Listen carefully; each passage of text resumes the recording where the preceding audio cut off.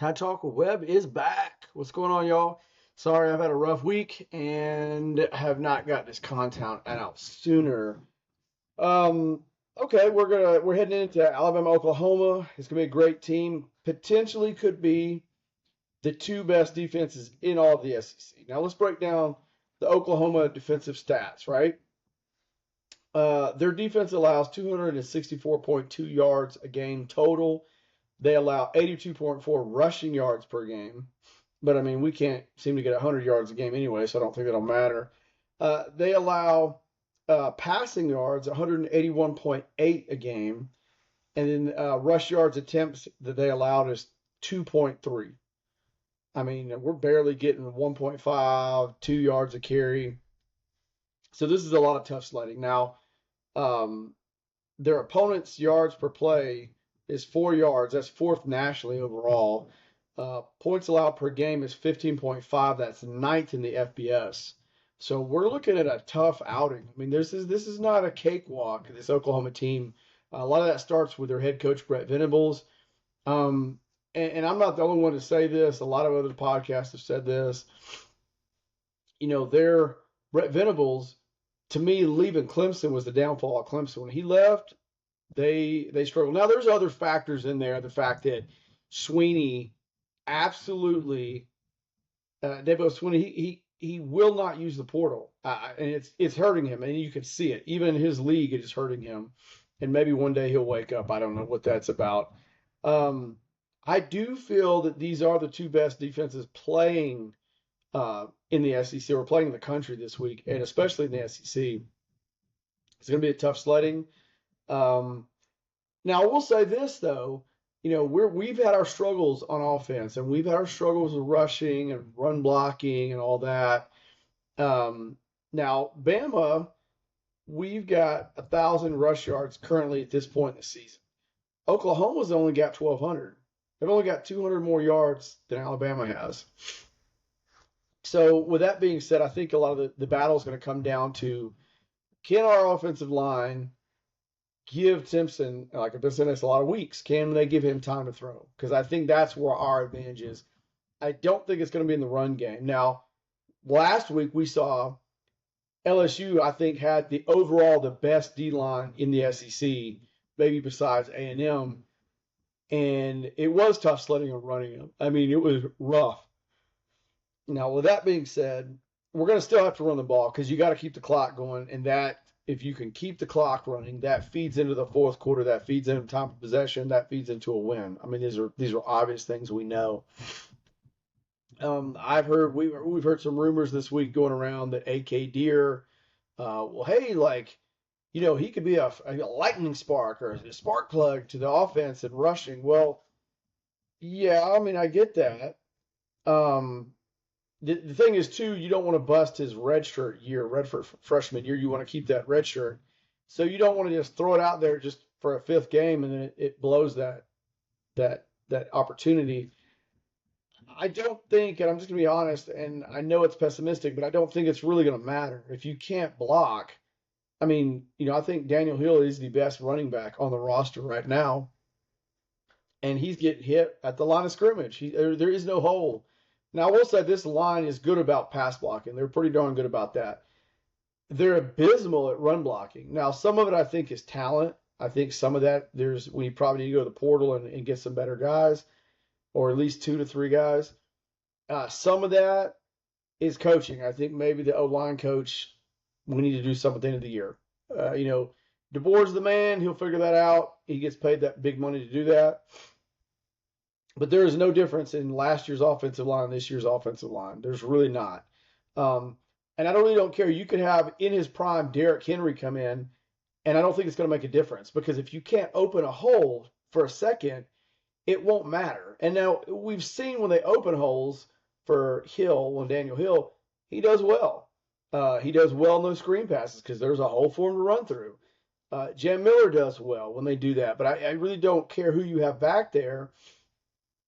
It doesn't matter. And a lot of people say, well, Bama just don't have the running back talent. I don't. I think we've got 3 guys in Riley and AK Deer and Daniel Hill that are home run threats. But like I said, you could have Mark Ingram, um, you could have Derrick Henry. I mean, you could have a plethora of guys that came through, TJ Yeldon, and it wouldn't matter because they would all look the same. Because if you can't block, it's really not going to matter. And all these rumors and AK Deer, I like AK Deer. I want him to stay at Bama. But if you can't block for him, it will not matter. I'm sorry. It won't. Like I said, I think Bama wins the game in a close one. It'll help because we're at home at Bryant-Denny. I think the game is probably going to be. I love 28. I think Bama wins. Let's say 28-21. I will say this on their offensive side of the ball. John Mateer is a very good quarterback. He's a little banged up with his thumb injury, a little banged up with his knee, a little hobbled, but the guy can run the ball. I mean, the guy can flat run the ball. I think last week he had like 80 yards rushing, and they had like 80 yards rushing from the running back position. So you're going to have to put a spy on him or a middle linebacker. I think that's where a lot of the focus will be for those middle linebackers is keeping Mateer in the pocket and not letting him or not over pursuing when he's got a wide open rush lane where he just pops off for 10 yards or 5 yards or 15 yards on a 3rd and 5 or a 3rd and 10. That's going to be a big thing, I think, for Alabama is lane discipline and keeping him in that pocket. Now, they have good receivers. They're very good receivers, but for me, that's a big matchup is that middle linebacker matchup versus John Mateer. And I think that'll be something to watch for this game. Like I said, so I think that's a huge matchup that people will be watching. Some interesting stuff. I know we harp on the run a lot. I mean, I am giving Alabama credit. They are a pretty darn good pass blocking team, and that's been our bread and butter all year. And it's won us a lot of games. Now, you have the naysayers that talk about how we're horrible at rushing and it sucks and it's the end of the world and the sky's falling. I think we're a good team because we're finding ways to win in spite of rushing. We're putting guys like Bernard back there and doing crazy things end arounds to get rushing yards and to get plays, which is good. The concerning part is closing out games. Last week was a great example. Why can't we run the damn ball? Like, you got to be able to do those little things to win a championship. Now, Saturdays Down South had an amazing article, and they really did a deep dive. I encourage everybody to go look at it about why Alabama can't run the ball. And they did a lot of analysis over the last 25 years from the year 2000 up until this year, up until through 2024, all the teams that won a national championship, and they compiled the yards per play, rushing, yards per gain, average rushing as a team. Very telling. Very telling. I will say, and all the teams I looked at in that article, only one team, this is the lowest total of all the teams. In the year 2000, Oklahoma, they won a national championship, and they were averaging yards per game rushing 134.6 yards per game. Josh Heupel, the current Tennessee coach, was their quarterback. I thought it was kind of interesting. Also, the Sooners in the Natty, they only rushed for 56 yards. Like Bama last week against LSU, only rushed for 56 yards, okay? And on 36 carries. So they were pushing the envelope. They were trying to run the clock to a certain degree. Because if you have 36 carries, so that's like barely a yard a carry. I mean, a little over a yard a carry, right? So they were trying, but they were not having success. Not a great offensive line, but obviously they were pass blocking good, like Bama. Now, overall, they were playing more. They were playing a lot of bums too in that time period. The Big 12 had a lot of bums, so that's why they were getting 134.6 yards a game. I'd love to get 136 yards a game, and currently, now we're not, and we're working on that and going to try to fix that. But that is a fact. Now, in that game, Heupel threw the ball 39 times. So it's very reminiscent of this Bama team, right?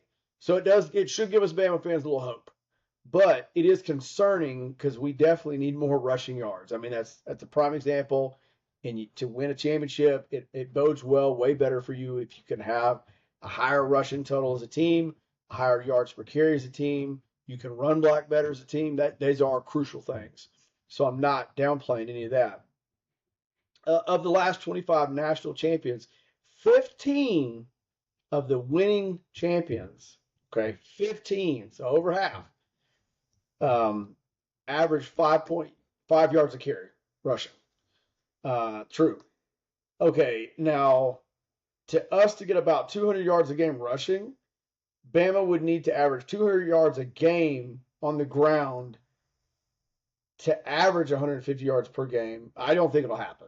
Like if I'm a betting man and I'm going to Vegas, I'm not going to bet on that at all. Um, Now, when you look at the blocking situation, Jacob Hester talked about it in that article as well, which he had really good analysis. He's an old running back for the mid 2000s for LSU that won a championship.